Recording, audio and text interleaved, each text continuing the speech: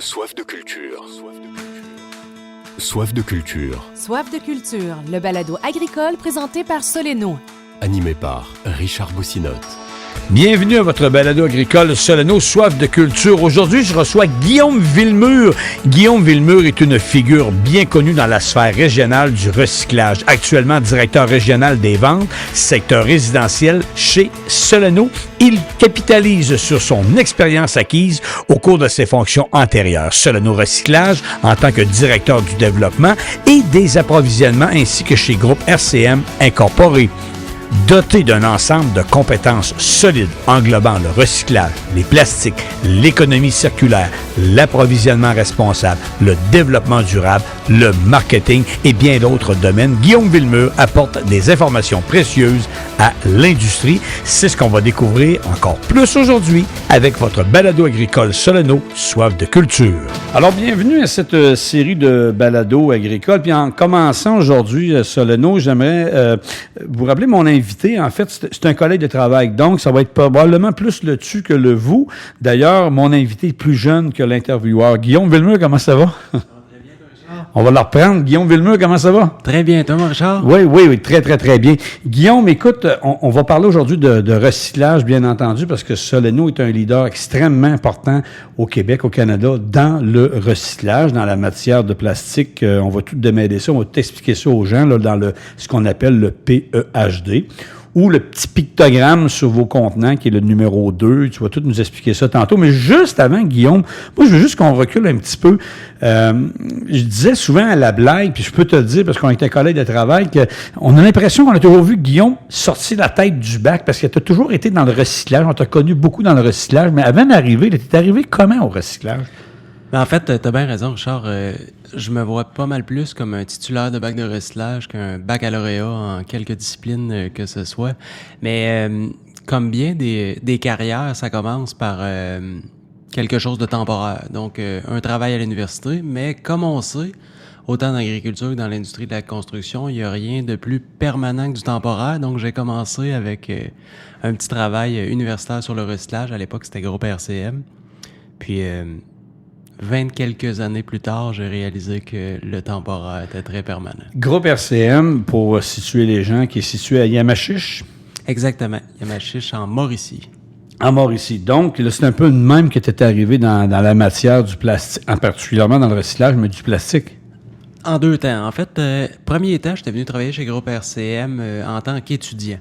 Donc, je m'occupais un peu de la logistique. Je m'occupais, là, je remplaçais les gens au niveau de la logistique, puis également là, au niveau de l'expédition des ballots, puis même du tri. Donc, on me fait faire à peu près n'importe quoi dans l'usine de recyclage. Puis par la suite, en fait, j'ai fait un travail universitaire à l'époque sur un plan de relance d'une usine de triage de bacs bleus pour devenir un recycleur de plastique. C'était très visionnaire à l'époque, là, il y a 20 ans. Il y a 20 ans, parce qu'on regarde aujourd'hui tout ce qui s'est fait aujourd'hui. Mais Guillaume, j'ai une question. Dans le fond, est-ce que tes études universitaires t'emmenaient au recyclage? T'as-tu une branche? En quoi exactement? T'as pas tout ça? Non, pas du tout. J'étudiais en administration, en fait. Okay. Mais, à quelque part, l'administration, ça prend de l'administration dans tout, hein? Toute bonne entreprise, ça prend de l'administration. Ben, t'as tout à fait raison. Puis, tu sais, ultimement, c'est peut-être quand on vient de la campagne, ou c'est peut-être un préjugé, mais j'ai l'impression qu'on réutilise bien des choses en campagne. Donc, comme citoyen de Charette, là, je peux considérer qu'on est une très petite ville. Bien, c'est ça, je voudrais que tu mentionnes, parce que Charette, là, les gens nous entendent Charette. C'est où ça, Charette? C'est en Mauricie, mais c'est proche d'un village connu. En fait, ça fait pas longtemps qu'on peut le dire, mais maintenant, on peut dire qu'on habite en banlieue de Saint-Élie-de-Caxton.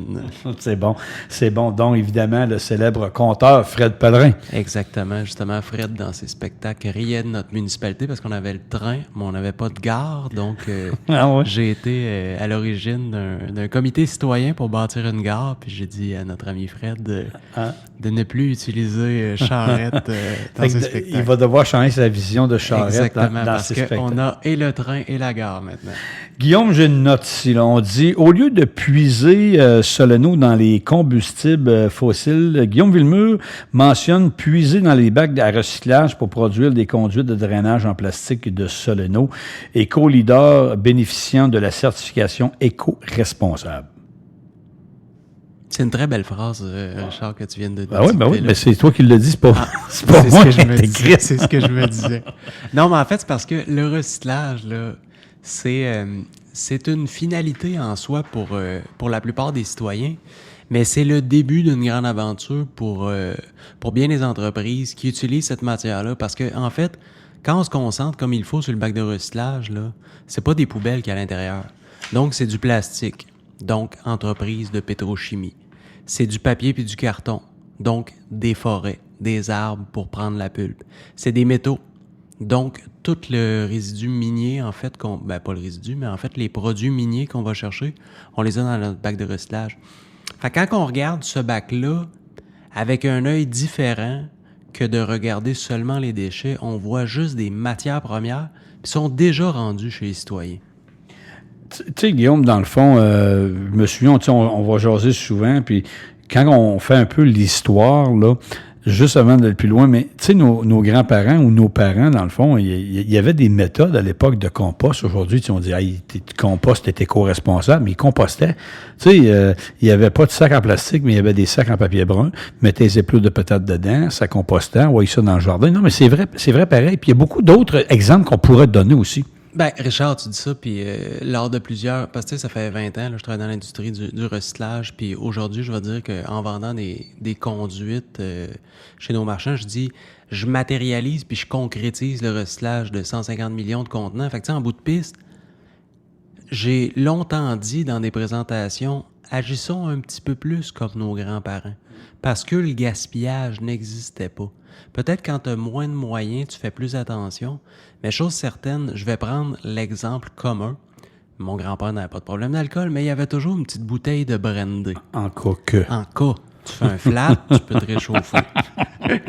Donc, mon grand-père avait toujours une petite bouteille de brandy à quelques endroits que ce soit. Mais quand venait le temps... À des endroits stratégiques. Des endroits stratégiques, bien au frais. Mais quand venait le temps de faire le sirop d'érable, là, on prenait les 26 onces ou les 40 onces de brandy, puis on les réutilisait. Ça faisait un contenant merveilleux. Puis, son pot de beurre de pinot, là, puis vous avez peut-être déjà vu ça. À l'époque, il était en vitre. C'est vrai. Puis il y avait un couvert en métal. C'était un racatlou à vis extraordinaire. Donc, il te plantait une vis dans le couvert, puis il vissait ça en dessous. Puis ultimement, là, ce qu'on achète aujourd'hui dans différents magasins pour classer nos vis ou nos clous, lui, en fait, il réutilisait un pot de beurre de pinot. Son pot de beurre de pinot, en fait, là, il l'achetait puis il le suivait toute sa vie. Exactement. Il faisait partie de la chaîne de, comment on dit ça, le cycle de vie. On dit ça de même, non? Mais tu sais, aujourd'hui, on parle continuait, de cycle de vie, mais tu sais, eux autres, chaque chose qui leur passait entre les mains, ils trouvaient une façon de le réutiliser. Puis, c'est un bel exemple avec la nature, parce que la nature, elle gaspille jamais rien. Tout ce qu'on a l'impression qui est plus bon dans la nature, là, laisse-les là un petit bout de temps, tu vas voir que les micro-organismes vont trouver ça bien intéressant, ce qui était plus bon. Donc, quand je dis prendre l'exemple de nos grands-parents, peut-être avec les technologies d'aujourd'hui, parce qu'ultimement, il y a bien des choses qu'ils faisaient par rapport peut-être à un manque de connaissances qui n'avait pas vraiment de sens. Mais aujourd'hui, on peut les prendre en exemple, puis arrêter de gaspiller, puis de consommer à outrance. Puis après ça, avoir cette vision-là de réduction, réutilisation, ensuite recyclage, puis revalorisation. Guillaume, je rappelle mon invité, là, c'est Guillaume Villemur, il est directeur régional des ventes, secteur résidentiel chez Soleno, mais il a aussi plus de 20 ans d'expérience dans le recyclage. Alors, Guillaume, il y a plein d'exemples qu'on va pouvoir donner, puis on va s'en venir tranquillement avec la matière qu'on recycle chez Soleno. Mais en fait, c'est RCM, dans le fond, l'entreprise qui t'a emmené là, chez Soleno. Tu as vécu des transformations, toi, avec RCM à Yamachiche. Là. Absolument. L'usine de Yamachiche, en fait, là, à l'époque, c'était une usine où on triait, ni plus ni moins, des bacs bleus pour la Mauricie, puis on transformait du papier. Donc, des rouleaux de papier endommagés, on faisait des petits rouleaux, puis des feuilles de papier qu'on revendait à des magasins. Je vais donner un exemple. On prenait du craft, donc du papier brun, des gros rouleaux endommagés, puis on faisait des feuilles de 24 par 36. Ça, on vendait ça à l'industrie? On vendait ça pour... On vendait ça à l'époque là, à une petite entreprise qui vendait tout au même prix. Ah, OK. Puis c'était un signe de dollar qui était l'image de l'entreprise. Donc, c'était très gros là, à qui on vendait. Mais on transformait ça, puis on appelait ça du papier stuffing. Donc, tu allais t'acheter des verres, des trucs en porcelaine, des magnifiques bibelots que t'as pas comprends. le goût de recevoir à Noël. Oui. Fallait qu'ils les emballent pas que ça se brise. Ben, nous autres, on leur vendait du papier. OK. Puis on faisait également tous les embouts métalliques pour les papetières, pour mettre à chaque extrémité des grands rouleaux. Donc, on avait le recyclage du bac bleu, la transformation des embouts métalliques, puis également la transformation des gros rouleaux endommagés des papetières de la région, parce qu'on était en Mauricie. Donc, on avait des papetières qui faisaient du bon stock, puis des papetières qui faisaient du moins bon stock. Puis nous autres, c'était le pas bon stock du tout qui nous intéressait. Donc, on était complètement dans le recyclage d'un bout à l'autre chez Groupe RCM. Puis, Groupe RCM, en même temps, c'est une entreprise à but non lucratif qui crée de l'emploi pour les personnes avec des limitations fonctionnelles. Une OSBL, ça? Ben, en fait, Pas tout à fait. Oui. C'est une entreprise à but non lucratif, mais en même temps, elle avait une mission sociale qui est de créer de l'emploi pour les personnes handicapées. Puis moi, ça me touchait personnellement, malgré qu'à l'époque, c'est drôle parce que premier job que j'ai eu chez RCM à 16 ans, il crée de l'emploi, puis vous autres, vous n'avez pas le droit de le dire parce que vous n'avez pas d'handicap, mais moi, j'ai le droit de le dire. Il crée de l'emploi pour les personnes handicapées. Quand tu as 16 ans, on t'associe, tu dis « Ouais, ça, c'est une personne handicapée. » Tu sais, c'est pas ton choix nécessairement numéro un. Mais en vieillissant, à un moment donné, tu mets ces tabous-là de côté puis tu te dis « Wow, quelle merveilleuse entreprise que de créer de l'emploi pour des personnes avec des limitations fonctionnelles ou des personnes handicapées. » Parce qu'ultimement, en vieillissant, tu te rends compte aussi que 10% de la population va vivre avec un handicap. Fait qu'il y a des entreprises qui ont une mission de créer de l'emploi pour les personnes, peu importe le type d'handicap qu'ils ont, tu dis « Wow, ça en prend. » Puis aujourd'hui, Soleno Textile, en fait, il y a environ 90 personnes qui travaillent ici à Yamachiche, dont une soixantaine peut-être avec des limitations soit physiques ou intellectuelles ou un petit handicap, quelque chose comme ça? Ouais, exact. En fait, Richard, t'as fait une erreur. Là. C'est pas Soleno Textile, Soleno Recyclage. J'ai dit Soleno, non, c'est Soleno Recyclage, c'est vrai. Donc, chez Soleno ça prouve que tu suis. Exactement, je t'écoute, mon Richard. Donc, 65 personnes, je vais te dire plus ou moins, là, ayant des limitations fonctionnelles, puis j'ai longtemps été porte-parole, puis encore quand l'occasion se présente, je parle de cette réalité-là qui est de vivre avec un handicap, puis j'aime toujours dire aux gens dans l'assistance, juste pour refroidir les ardeurs des gens, puis en même temps les éveiller sur le fait que toute personne vivant sur Terre est un excellent candidat à devenir une personne handicapée. Donc, souvent, les gens disent « Hey, c'est vrai, j'avais pas pensé à ça. » Effectivement, que ce soit un accident de voiture, une maladie, ou, comme j'aime dire à la blague, un mari jaloux, tout peut t'emmener à avoir un handicap, qu'il soit physique ou intellectuel. Donc, il y a ce côté social-là là, qui est chez RCM puis chez Soleno, dans Soleno Recyclage, qui donne un ADN vraiment différent à une entreprise, là, qui la rend très humaine. Mais toi, Guillaume, aujourd'hui, là, parce que tu touches à ce point-là, je pense que tu n'en parles, tu n'as pas de problème à en parler ouvertement. Dans ton cas, à toi, parce que là, on est évidemment, c'est de l'audio, donc les gens ne voient pas. Quand tu te déplaces avec une canne. Puis ce qui est arrivé, c'est qu'un matin, tu t'es levé puis tu étais comme paralysé. C'est-tu un peu comme ça que c'est arrivé ou c'est arrivé, là? Je pense que c'est le matin. Non, drette de même, Richard. En fait, là, pour te donner une idée, là, j'ai joué Pee-Wee 2C. Parce que mon père ne voulait pas me charroyer pour le 2A. OK. Mais tout ça pour dire que, tu sais, je veux dire, j'étais en forme, puis tout allait bien. Puis j'ai eu une petite douleur dans le cou, je me suis réveillé un matin, puis paralysé du cou jusqu'au bout des orteils. Diagnostic tombe 2 semaines plus tard, tumeur cervicale dans mon épinière. On va t'opérer, ça prend 13h30, on t'enlève ça. Si elle est cancéreuse, on referme, puis prie fort, puis on va te donner des trucs forts. Ou si elle est bénigne, comme j'ai été chanceux, on va l'enlever, puis après ça, tu devras te battre comme un lion. C'est ce que j'ai fait, j'ai resté 11 mois et 3 semaines à l'hôpital. Mais tu n'avais eu aucun symptôme avant, il n'y avait pas d'indication, tu jouais au hockey, la vie est belle, on va à l'école, tout était normal. Tout était extrêmement normal. En fait, je jouais au hockey l'hiver comme un bon petit Québécois de ça. Je jouais au hockey l'hiver, je jouais au baseball l'été, puis je me chicanais avec mon frère et ma soeur. Un vrai Québécois. Normal. Exactement. Ah oui, puis c'est arrivé. Puis là, ben, il y a eu, j'imagine, après ça, il y a eu une réadaptation. Parce que là, aujourd'hui, tu es avec une canne, mais juste avant d'arriver, y a-tu d'autres? Est-ce qu'au début, c'était juste, ou t'as tout de suite tombé avec une canne, t'étais capable, c'est revenu ou t'as travaillé fort, de la physio, comment ça a été? Ah non, en fait, tu sais, quand je t'ai dit 11 mois et 3 semaines, au début, là, tu sais, moi, je fais partie, j'aime ça dire ça aujourd'hui, je fais partie des enfants soleil, là. Moi, j'étais à Sainte-Justine, puis je veux dire, il y a des enfants qui sont décédés à côté de moi. On était maganés, pas à peu près. Puis après ça, on se ramasse d'un centre de réadaptation. C'est le centre de réadaptation Marie-Enfant, voisin de l'Institut de cardiologie à Montréal. Fait que le petit gars de Charette se ramasse que entre 13 et 14 ans, il habite à Montréal, c'est à rue Bélanger. Je me rappelle, le soir, tu vis des moments de détresse puis découragement. Puis dans ma chambre, je voyais le mât du stade olympique. Puis pour de vrai, Richard, là, je te conte ça. Là, puis c'est pas drôle, mais en même temps, c'est ce qui fait que tu deviens un être différent. Le soir, là, avant de me coucher, là, je regardais le mât du stade, là, je broyais. Là, puis je me rappelle, ça faisait... Quand tu pleures, tu sais, les lumières, là, ils viennent comme des étoiles. Je regardais le mât du stade olympique, là, puis je voyais comme des étoiles qui montent au ciel. C'était de toute beauté. Faut le dire, tu avais 12 ans, 13 ans. 13 ans, je suis sorti de 13 à 14, là, mais j'ai rencontré des gens en même temps, là, puis on s'éternisera pas trop là-dessus, là, mais j'ai rencontré des gens extraordinaires, dont un qui m'a donné une leçon de vie. Là. C'était le frère à Gaétan Giroir, tu sais, qui faisait l'émission. Oui, exactement. Donc, c'était Louis qui avait la dystrophie musculaire de Duchenne. Puis, tu sais, Louis, en fait, là, il était paralysé jusqu'au poumon. Tu sais, quand t'es paralysé jusque dans les poumons, puis il y avait un respirateur artificiel. Puis, il a fait une maîtrise en... Il a fait des grandes études, en fait, il a fait une maîtrise en poésie. En poésie. Moi, je comprenais pas. Mais en fait, j'étais fier de lui. Parce que dans sa situation, il a repoussé les limites. Puis des exemples il y en a. Combattants dans cette réalité-là, il y en avait plein. Puis il y a des amis que j'ai rencontrés à cette époque-là que je vois encore aujourd'hui. Fait qu'un moment donné, il y en avait un, puis après ça, je vais arrêter. Oui.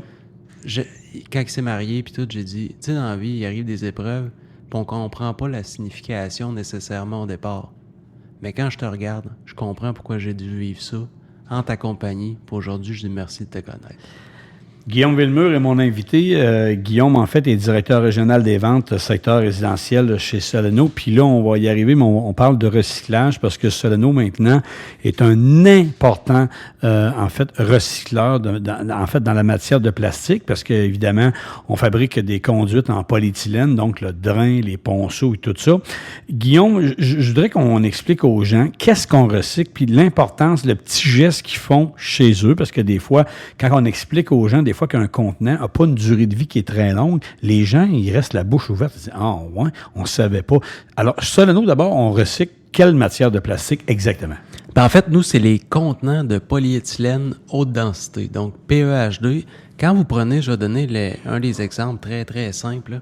Votre bouteille d'eau de Javel ou votre bouteille de lave-glace. Quand vous la tournez en dessous, là, vous voyez un petit logo qui ressemble à un triangle. C'est la croix de Mobius. Puis la croix de Mobius. Oui, parce qu'il y a bien des gens là, mais si tu l'expliques, je te pose la question, c'est quoi la croix de Mobius, c'est ça? Mobius. En fait, Mobius. C'est un monsieur, Mobius, en fait. Là. Okay. Je pense que je le prononce comme il faut. Là. Puis en fait, c'était pour donner un guide. Dire que c'est fait de matière recyclée ou recyclable. Mais vous irez lire sur les internets, vous allez voir la définition complète. Mais c'est la croix de Mobius. Puis en fait, on voit à l'intérieur un petit chiffre, c'est marqué 2. Puis ce petit chiffre-là, en fait, il signifie polyéthylène haute densité. Donc, vous allez le voir, des fois, ça va être marqué PEH2, puis des fois, ça va être marqué HDPE. C'est très simple de comprendre. C'est qu'il y en a un, ça veut dire polyéthylène haute densité, puis l'autre, ça veut dire high density polyéthylène. Donc, ça veut exactement dire la même chose. On l'a dans les deux langues. Exactement. On l'a dans les deux langues. Puis, donnez juste quelques exemples, Guillaume, de numéro... En fait, là, de pictogramme de numéro 2. Bon, on a parlé des contenants de lave-glace, on a parlé des contenants d'eau de Javel, mais dans le quotidien des gens, des fois, il y a plein d'autres affaires aussi qui sont faites de ce même plastique qu'on peut recycler. Oui, bien, en fait, pour rester dans les contenants, là, je vais dire la bouteille d'huile, okay, que vous voyez souvent. Le bidon dans les laiteries. Tu sais, souvent, il y a tous les bidons pour nettoyer les systèmes. Là. Comme on dit en bon français, le bowl tank. Le bowl tank, les savons, puis certains... Exactement. Ouais. Donc, ils sont tous faits en polyéthylène haute densité. Après ça... que dire, la moutarde, souvent, est en polyéthylène haute densité. Ensuite, il y a le beau petit contenant là, de sirop d'érable, comme gris beige, là, avec le bouchon plus foncé, qui qui est en polyéthylène haute densité. Sinon, le plus petit que je connais, là, c'est le dégivreur de serrure. Tu sais lequel, le sel? Ouais. À cette heure, on n'a plus de serrure, mais tu sais, à l'époque, on avait tout ça en quelque part pour faire un push-push si jamais tu as la switch qui gèle. Puis moi, je vais te donner peut-être un autre exemple, Guillaume. Les gens qui, des fois, on a des gens de l'agriculture qui nous écoutent. Tout le monde nous écoute dans différentes sphères. Mais exemple, vous allez avoir chez vous, à la ferme, exemple, le tuyau, ce qu'on appelle le tuyau à l'eau, communément appelé, là, une marque commerciale, le fameux tuyau de Carlon. C'est du PEHD également qui est utilisé. Le polythène qui protège les balles de foin, c'en est ça aussi également. C'est le même type de... Ben, en fait, je vais apporter une petite nuance, là, puis moi, c'est par passion puis par expérience, là. Les deux exemples, c'est des polyéthylènes. Mais maintenant, il existe différents types de polyéthylène. Nous autres, on a parlé de polyéthylène haute densité. Le fameux Carlon, tu sais, quand tu vas le manipuler, là, à moins qu'il fasse moins 20, tu vas voir qu'il est un peu plus flexible. Donc, c'est un polyéthylène, mais de moyenne densité. Puis ensuite de ça, quand tu vas tomber dans la pellicule, communément appelée le polythène, tu sais, tu l'as transparente, mais dans l'industrie agricole, on a tout l'ensilage qui est protégé par ça. Mais ultimement, lui, c'est un polyéthylène, mais de basse densité. Donc, souvent, on va voir, là, ça va être comparable à un sac de plastique avec la croix de Moebius, mais c'est marqué numéro 4 à l'intérieur. Fait que c'est un polyéthylène, mais avec une densité basse. Donc, il est très, très souple. Tu sais, comparativement, mettons, à un polyéthylène haute densité qui va servir... Exemple, ton bac de recyclage, il est fait en polyéthylène haute densité. Lui, on pourrait le recycler. Le bac de recyclage, il se recycle. T'as bien raison, Charles. C'est ça quand même. Mais c'est dans la famille des polyéthylènes. Exactement. C'est dans la famille des polyéthylènes. Parce que Soleno, on fait énormément aussi de recherche, il faut le dire. Tout ce qu'on peut dire, c'est que Soleno fait énormément de recherche. On est avancé, on est rendu très loin aussi également dans la recherche des plastiques. Absolument. En fait, tu sais, ce qui nous passionne aussi chez Soleno, c'est de s'intéresser aux gisements de matière qui n'ont pas de solution, dont les pellicules, je vais dire, plastiques, qui sont plus sales. Donc, tu sais, ça nous intéresse parce que ces matières-là, actuellement, se ramassent soit à l'incinération, soit directement au vidange. Puis on essaie de l'intégrer dans des solutions qu'on a actuellement, donc nos solutions de drainage, ou ultimement, peut-être dans d'autres produits qui vont être fabriqués chez Soleno. Parce que, tu sais, on est une jeune entreprise québécoise qui a le vent d'un voile. Puis on a toutes les solutions pour le contrôle de la maîtrise de l'eau. Mais ultimement, on veut continuer à croître. Puis ce qui nous intéresse dans ces matières-là, c'est le potentiel de développer des nouveaux produits ou des produits complémentaires à l'offre qu'on a déjà actuellement. On a une phrase, en fait, chez Soleno, je pense qu'on l'a dans notre vidéo comparative, Guillaume, qui dit que nous, on voit ça comme une opportunité. Il y a quelque chose, tu sais, on voit pas ça comme un déchet, on voit ça comme une opportunité, quelque chose comme ça. Je pense, là, maintenant, si ça vient pas de toi ou pas loin, là, bref, là. Ouais, c'est quand on avait fait la capsule avec un de nos partenaires majeurs, le Tricentris, là, on disait où est-ce que vous voyez une fin? Nous, on voit le début. Donc, c'était vraiment le contenant.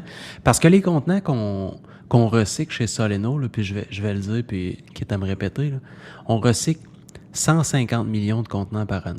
Donc, le plastique numéro 2, là, que maintenant on connaît bien, là, normalement, il y a une durée de vie qu'on évalue de 30 à 90 jours à la maison. C'est pas beaucoup. Donc, tu sais, en fait, 1 à 3 mois. By the way, ta pinte de lait. Oui. Ta pinte de lait, c'est un contenant numéro 2. Elle fait pas 3 mois. Ben, elle, normalement ou idéalement, elle fait pas 3 mois. Mais ça se peut que ton contenant d'huile, dans le garage, il dure plus longtemps que ça, puis ton contenant d'eau de Javel, by the way, il peut durer plus qu'un mois, plus que 2 mois. Fait qu'on dit 1 à 3 mois. Mais...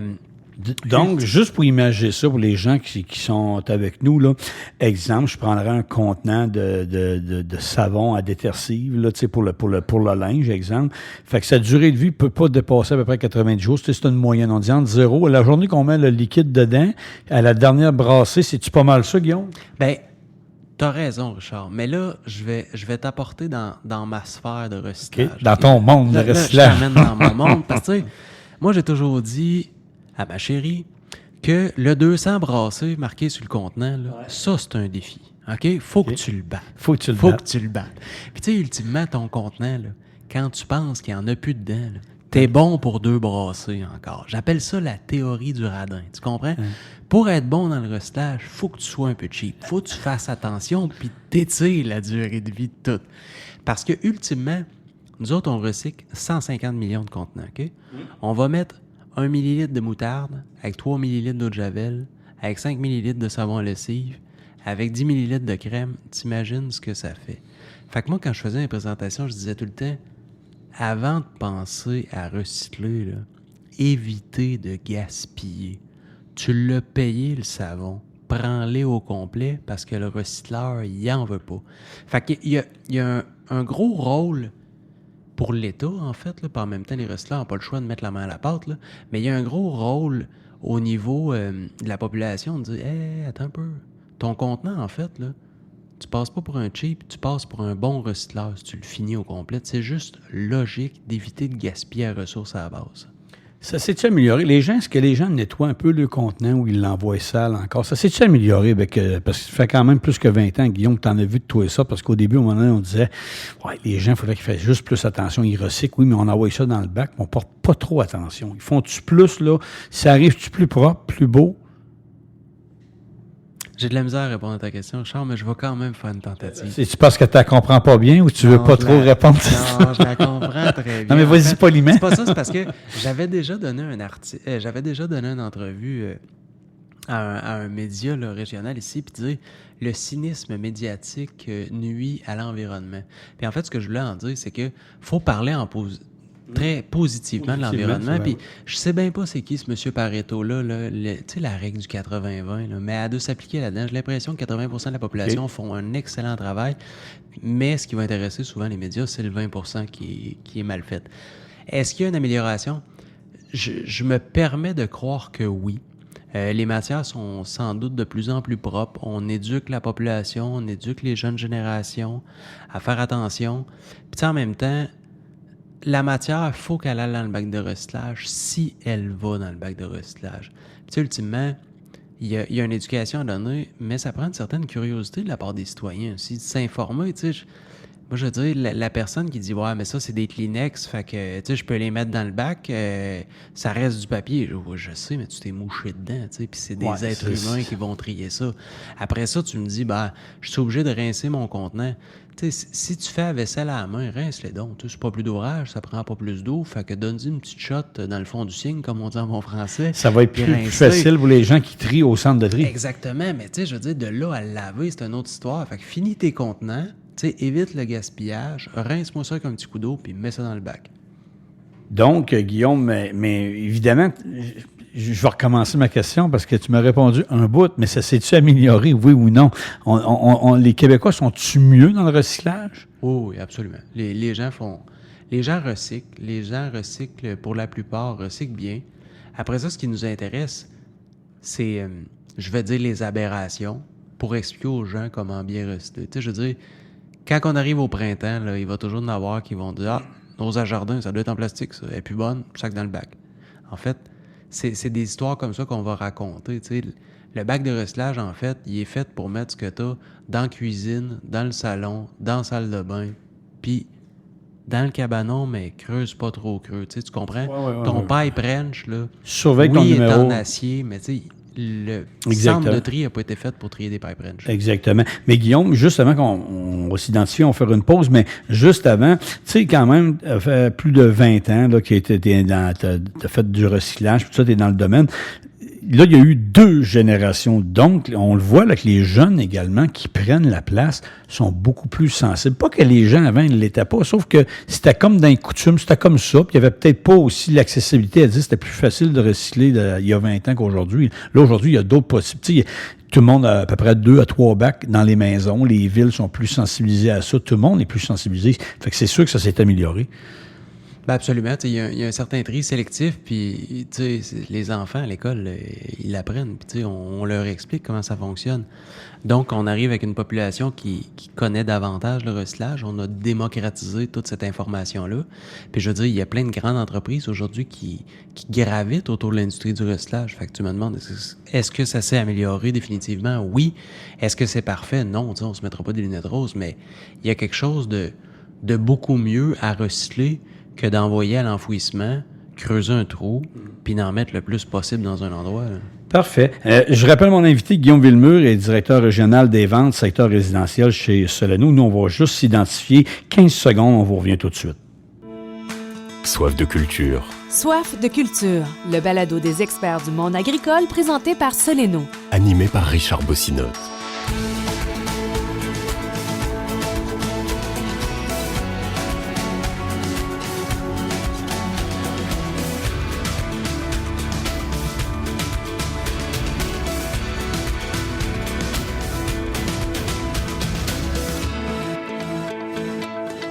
Vous écoutez le balado agricole Soleno. On est de retour à la deuxième partie. Merci d'être avec nous. Mon invité, Guillaume Villemure, directeur régional des ventes, secteur résidentiel chez Soleno.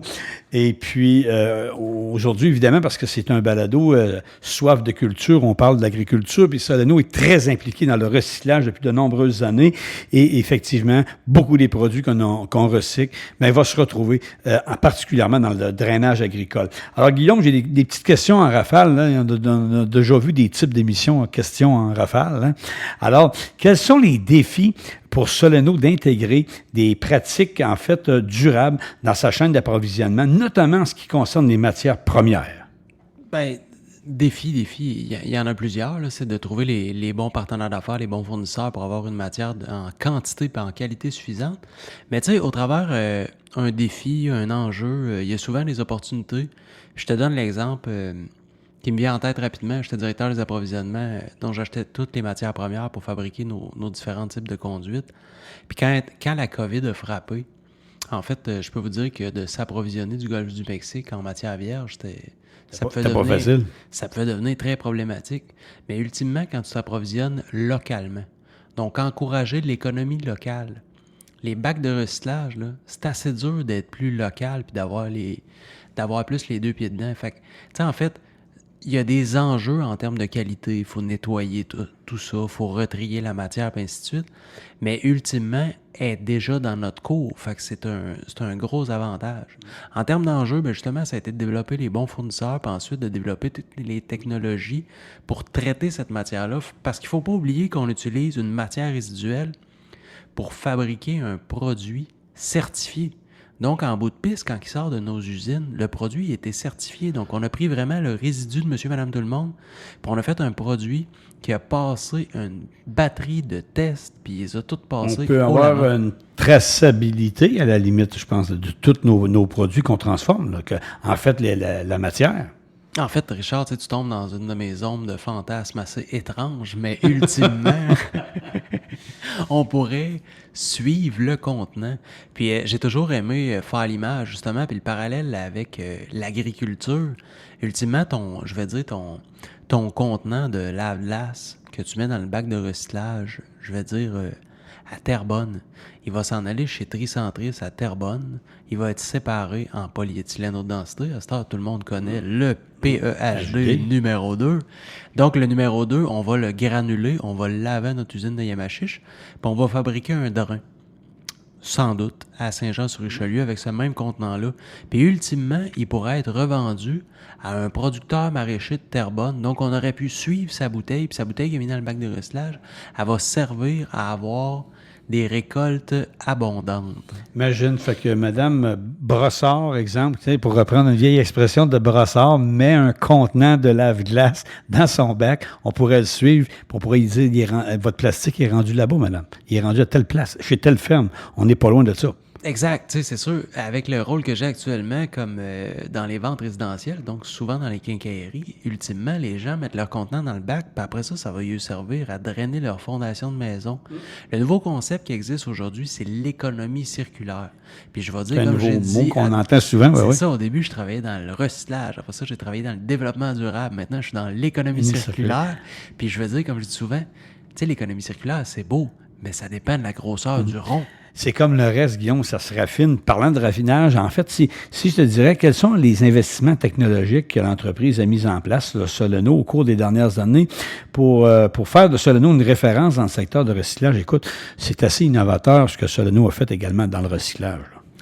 Ben absolument, tu sais, je veux dire, en termes de nettoyage, de traitement, d'économie d'eau, c'est toujours des gros investissements, tu sais.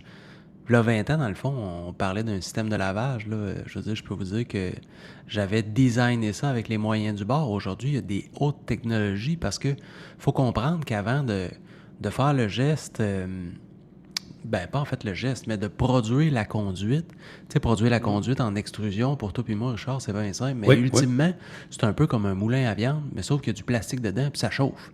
Donc, on pousse le tuyau vers la fin. Mais la filtration, là, avant de se rendre au tuyau, là, un cheveu d'humain ne passe pas. Donc, vous pouvez vous imaginer à quel point un grain de sable ne passera pas non plus. Donc, il y a toute la filtration puis la gestion de ces matières-là qui a demandé beaucoup d'efforts technologiques. Puis, tu sais, aussi banal que ça puisse paraître, on transporte ce qu'on appelle du flocon de plastique. Donc, c'est moins à mode aujourd'hui, mais tu sais, dans les mariages, quand je jetais des confitis... Oui. C'est une image, mais ça ressemble à ça. C'est ça. On fait des confitis de plastique. Ouais. Puis, pas charroyer, c'est pas le bon terme, mais... Transporter. Convoyer, transporter des confitis de plastique versus des petites billes de matière vierge. Il faut que tu revoies tout ton système de transport de matières premières. Puis comme on sait, les gens sont réticents au changement. Quand tu arrives d'une usine, il faut que tu convainques le monde aussi que c'est une bonne idée de bloquer le ligne. Exact. Guillaume, en fait, parce qu'il y a plein de questions, puis souvent on va dire, on a l'impression...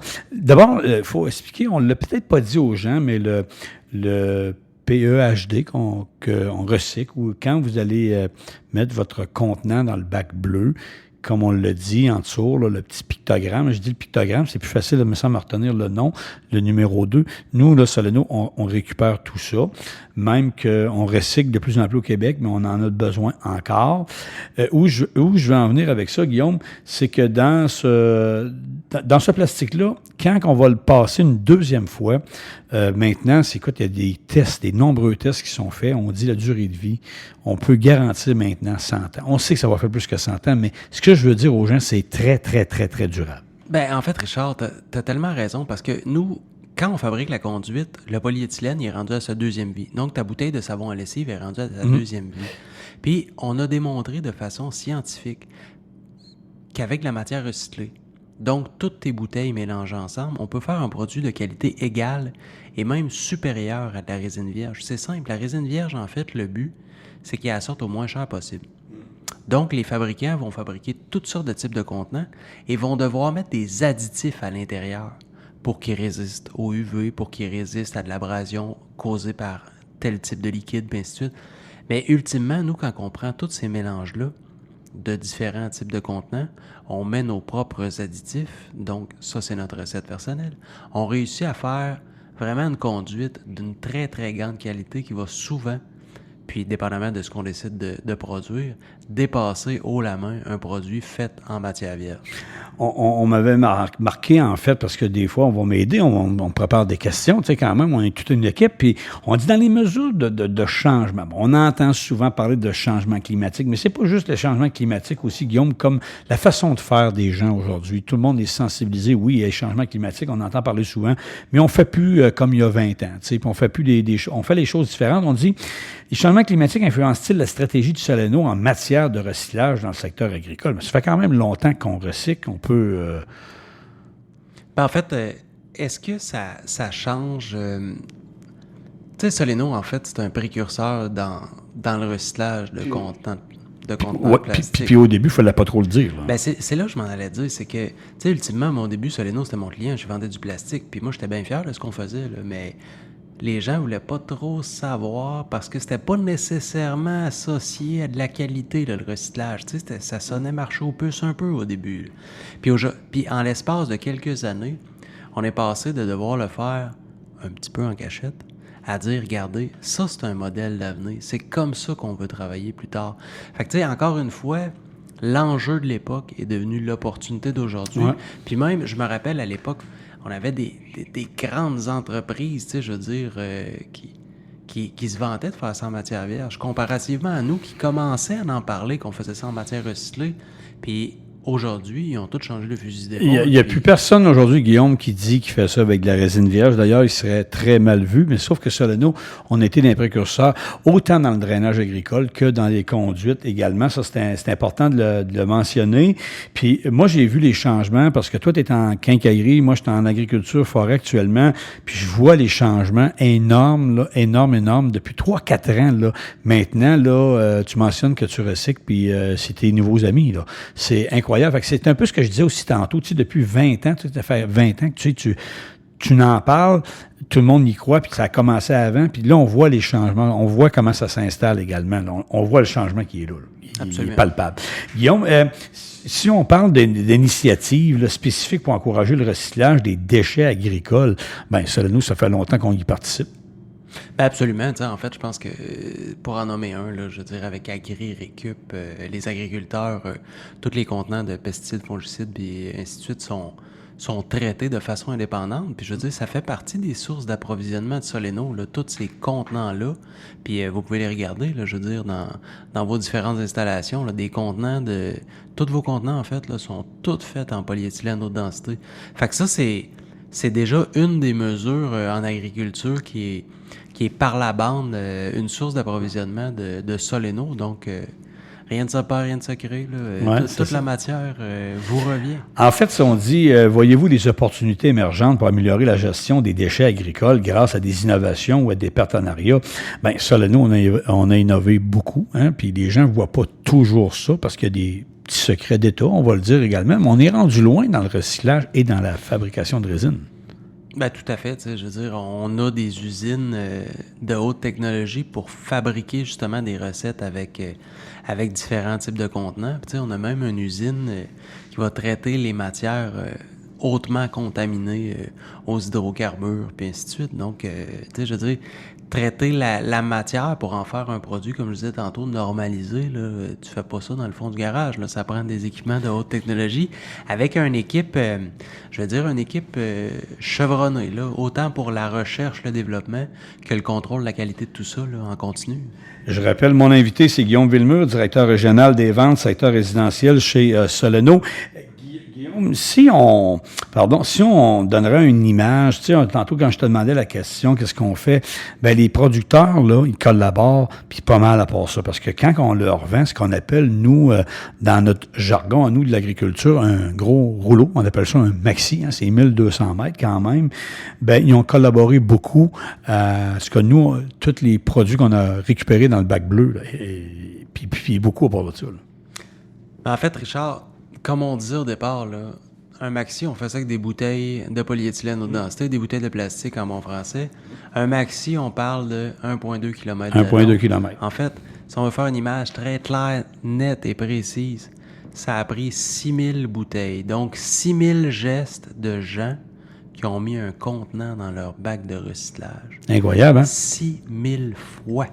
Alors, tu sais, si les gens se demandent, ben, les producteurs collaborent énormément parce que c'est un débouché qui est extrêmement important. En fait, ils collaborent en deux temps. Tu sais, en fait, Ouais. Ils collaborent parce que, on l'a dit tantôt, il y a le programme Agri-Récup, donc ils recyclent leurs contenants. Puis ensuite, ultimement, Richard, quand tu y penses 2 secondes, là, moi, j'ai la passion des bouteilles. Tu comprends? J'ai la passion des bouteilles de plastique 2.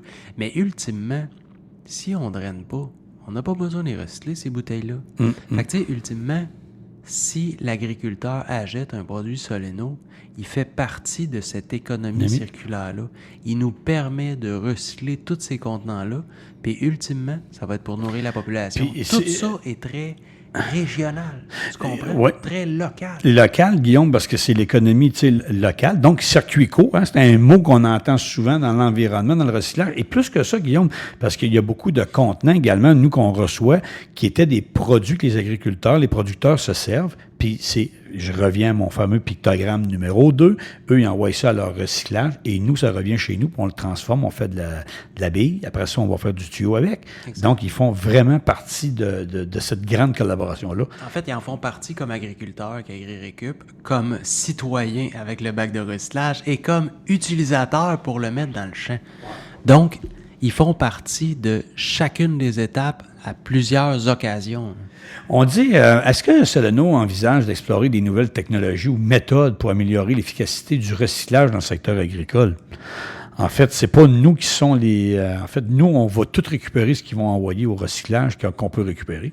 Ben, en fait, premièrement, on fabrique des conduites. c'est important de fabriquer des conduites de qualité parce que, je veux dire, Soleno s'est taillé une place. Tu sais, si on recule, à l'époque, il y avait plusieurs entreprises québécoises qui faisaient ça. Soleno s'est toujours démarqué en termes de qualité de produit. Donc, ultimement, notre but, c'est d'intégrer un maximum de matière sans compromettre la qualité de notre produit. Il faut toujours s'assurer d'avoir un produit adéquat. T'sais, ultimement, je pourrais bien mettre n'importe quel plastique dans la fabrication. Mais nous, ce qu'on veut, c'est un drain qui est solide. Mais Guillaume, il faut le rappeler, puis il faut le dire. Tantôt, on le disait, Soleno, comme d'autres fabricants, on est membre d'une institution aux États-Unis qu'on appelle le PPI. Puis eux, cet organisme-là, en fait, en fait, ce qu'ils font, eux autres, c'est de faire des tests. C'est de répondre à une certaine demande. Puis ils sont là pour fournir des données. Donc, c'est un organisme qui est neutre. Fait que quand ils publient quelque chose, c'est vrai. Oui, exact. Tu sais, je veux dire que ce soit sur la qualité des drains ou des différents types de conduites. Je veux dire, on parle beaucoup du drainage agricole. Bon, c'est la raison de notre entrevue, puis c'est les racines de l'entreprise. Mais je veux dire, on fabrique également des conduites à grand diamètre, toujours en matière recyclée, là, puis ça passe des tests très importants, là. Parce que ça aussi, ça a été à quelque part un certain combat avec certains organismes, là, à un moment donné, parce qu'ils disaient « Ouais, c'est recyclé, on n'est plus sûr. » C'est pas mal moins pire aujourd'hui quand on le confirme pour qu'on a les certifications. Il faut juste continuer de les convaincre tout le monde ensemble. Tu sais, là, 20 ans, là, on parlait de recyclage là, de plastique. Là. Les gens disaient « Oui, j'ai acheté des planches de patio en plastique. C'est venu tout croche, ça a changé de couleur. » Ça, c'est là 20 ans. Tu comprends? Mais aujourd'hui, le gars qui fait sa terrasse en plastique, là, on dit « Ah, il s'est acheté un produit garanti à vie. » Hey. En l'espace de 20 ans, on est passé d'un produit qui n'avait aucune crédibilité à cette heure à dire « Hey, wow, c'est un produit à vie. » Puis c'est incroyable, mais tu n'entends plus ça aujourd'hui. Il n'y a pas personne qui va remettre en doute aujourd'hui que, l'exemple que tu viens de donner, Guillaume, qu'un patio avec en planche de composite, parce que souvent, il y a du plastique, il y a d'autres mélanges également qui vont être dedans. Ben, tu as la paix, tu n'as plus besoin de rien faire. Puis tu n'entends plus dire, c'est-tu bon? On sait-tu? Non, ça l'est bon, c'est prouvé. Exact. Fait que, tu sais, c'était nouveau, là, 20 ans. Aujourd'hui, on a développé, on a de la qualité. Puis, tu sais, nous autres, on a un produit qui est normalisé. Guillaume, dernière question dans le recyclage. Je sais pas, je pense qu'on a fait pas mal un bon tour de roue avant qu'on parle un peu de quincaillerie. Mais en conclusion, quel message tu aimerais transmettre aux auditeurs concernant l'importance du recyclage en fait, je dis le marché agricole, mais c'est tous les marchés. C'est important de mentionner. Je pense que c'est la gestion du gros bon sens, Richard. Le recyclage, ça fait partie du développement durable, économique, environnemental, social. Je pense que c'est quelque chose qui fait partie en même temps de l'ADN des agriculteurs, de ne pas gaspiller ses ressources, de maximiser son implication dans sa société, puis de faire des sous ultimement avec ça. Tu sais, le développement durable, là, c'est économique, environnemental, social. Ça devrait faire partie des bonnes pratiques de tout le monde. Puis les agriculteurs, en fait, font partie de notre écosystème chez Soleno, nous permettent ultimement de nous sont extrêmement importants parce que, dans le fond, ils génèrent un volume, puis on l'a dit tantôt, ils génèrent un volume, puis eux, en même temps, mais ils collaborent au cycle, tu sais, j'allais dire, à la chaîne on est tous un écosystème, tu sais, je veux dire, le recyclage, c'est extrêmement intéressant pour s'approvisionner en matière. Puis en même temps, les agriculteurs nous permettent de matérialiser tout ça. Puis, en bout de piste, eux, c'est pour nourrir les gens de façon locale aussi. Tu sais, je veux dire, on ne peut pas tomber dans un plus beau modèle d'affaires que ça. Puis, je pourrais conclure là-dessus, Guillaume, sur le recyclage également. On parlait beaucoup des producteurs agricoles, productrices, mais il y a aussi tout le secteur forestier. En fait, tous les secteurs, les 4 secteurs chez Soleno sont mis à contribution, dans le fond. Ils collaborent en achetant nos produits, en achetant un produit Soleno, mais ils viennent de contribuer à l'économie circulaire, là. Ben exact, tu sais, je veux dire, on recycle 150 millions de contenants par année. Bon, à quoi ça sert? Ça sert à faire des conduites de drainage. Autant dans le domaine de l'agriculture que de la forêt, que au niveau résidentiel de la maison, puis même sur les routes. Fait que, tu sais, je veux dire, on le voit, on parle plus beaucoup de changement climatique, on parle beaucoup de bouleversement climatique. On reçoit pas plus de précipitations, mais il arrive vite en baptême. Il arrive de façon différente. Exact. Donc, il arrive très rapidement. Fait qu'en fait, Soleno, ce qu'on fait, c'est qu'on crée des solutions pour faire face à ces changements-là avec une matière qui est récupérée. OK. Guillaume, je dois sortir Guillaume Villemur là, du bac à recycle. Moi, sortir du recyclage du plastique, mais je sais que tu en parles encore avec passion. Puis on avait des notes, Guillaume, mais tu sais, on est parti, on a dit on va poser une question, puis on part avec ça. Mais là, Guillaume, il arrive dans les centres de rénovation. J'imagine que tu vas vouloir emmener ta touche d'environnement ou de recyclage aussi dans les centres de rénovation. As-tu déjà pensé à des idées, quelque chose? En fait, c'est drôle que tu me poses cette question-là parce que, bon, autant au Québec que dans les provinces maritimes, là, je peux vous dire que dans la dernière année, je n'ai vu des quincailleries, en fait, des centres de rénovation. Ouais. J'en ai visité un plus qu'un autre. Puis, tu sais, en me promenant dans les centres de rénovation, il y en a du plastique. C'est incroyable. Les bouteilles qu'on recycle, en fait, là, j'apprenais à nos marchands toutes les bouteilles qu'on recyclait, mais même des produits également, tu sais, parce que, je veux dire, une pelle en plastique, souvent, va se ramasser dans le bac de recyclage. En fait, j'ai plusieurs, je vais dire, idées intéressantes. J'en ai beaucoup d'idées, donc il faut que j'apprenne à les canaliser comme le président chez nous m'avait déjà dit. Guillaume, tu as beaucoup d'idées, il faut les canaliser. Mais oui, j'ai beaucoup d'idées, puis ultimement, je pense que les citoyens qui vont acheter nos différentes solutions là, chez les marchands sont intéressés également de comprendre qu'est-ce qu'il y a en arrière. Parce qu'on se cachera pas là, qu'un drain met autour de ta fondation, une fois qu'il est installé, normalement, tu jaseras plus avec souvent. C'est pas tellement sexy, mais très utile. Très utile. Au moins de savoir que quand tu installes un drain de 45 mètres, ben, c'était des contenants, et ainsi de suite. Fait qu'il y a un gros, je vais dire, volet pédagogique, éducatif, que moi me tient très, très à cœur. Donc, des idées, il va sûrement avoir une petite touche qui va arriver dans un centre de rénovation prochainement avec un petit peu de recyclage. Parce qu'on pourrait parler de la construction en terminant, Guillaume, mais si on regarde l'industrie de la construction également, puis tu sais, tu regardes un chantier souvent, là, tu te dis, waouh, ici, là, il y a matière à recycler beaucoup d'affaires. Hein? Tu sais, une construction neuve, veut pas, ça génère des déchets. Richard, tu sais, au début de l'entrevue, je parlais de travailler un peu plus comme nos grands-parents, mais avec les technologies d'aujourd'hui. En fait, l'industrie de la construction est en train de se questionner. Pour aujourd'hui, là, comparativement à il y a 20 ans, on parlait de l'industrie de la démolition. Là, on vient revoir la déconstruction. Puis je vais vous donner l'exemple. Monsieur Gélina. Tu connais pas Monsieur Gélina, mais c'est un de mes amis. C'est un de mes amis, un jeune de 83 ans. Puis lui, plus jeune, il avait été démolir un bloc à Saint-Élie-de-Caxton, un triplex. OK. Il est allé le débâtir. Puis dans ce temps-là, tu devenais un maître de la barre à clous. Parce que des clous, t'en avais enlevé, tout en bois. Puis ultimement, il a défait son triplex. Tu sais ce qu'il a fait avec ça? Il l'a récupéré? Non. Un duplex. Un duplex. Ah, ouais. Il y a eu un peu de perte. Tu comprends? Ouais. Mais on parlait de déconstruction. Donc, en fait, ton stud, là, il avait peut-être plus 8 pieds. Mais dans ce temps-là, il savait comment se placer un 2x4. Puis en fait, il en prenait 2 pour en faire un. Mais il gaspillait rien. Fait que l'industrie de la construction est en train de se refaire une beauté, de travailler fort parce que c'est effectivement un endroit où est-ce qu'il y a beaucoup, beaucoup de rejets. Les salaires sont quand même, je dirais pas élevés, je vais dire compétitifs pour rester dans le terme. Mais tout ça pour dire qu'on fait attention à nos ressources, mais ultimement, l'industrie de la construction a beaucoup de défis en termes de gaspillage, ces chantiers, et ainsi de suite à régler. Guillaume Villemur, directeur régional des ventes, secteur résidentiel chez Soleno, merci beaucoup. C'était un plaisir, Guillaume. Plaisir partagé, Richard. Un plaisir. Vous écoutez le balado agricole Soleno.